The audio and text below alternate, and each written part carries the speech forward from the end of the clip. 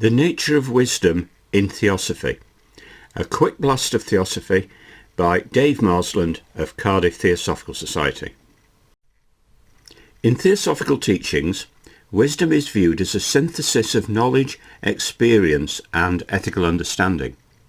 It transcends mere intellectual capability, integrating emotional intelligence and spiritual insight.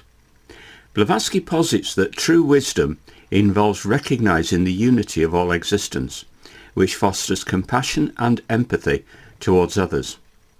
This holistic perspective encourages individuals to consider the broader impact of their actions, not only on themselves, but also on the collective consciousness of humanity. Moreover, wisdom is seen as a dynamic quality that evolves through experience and reflection.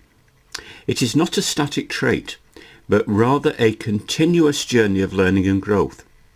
Theosophy teaches that as individuals encounter various life situations, they are presented with opportunities to apply their wisdom, thereby refining it further.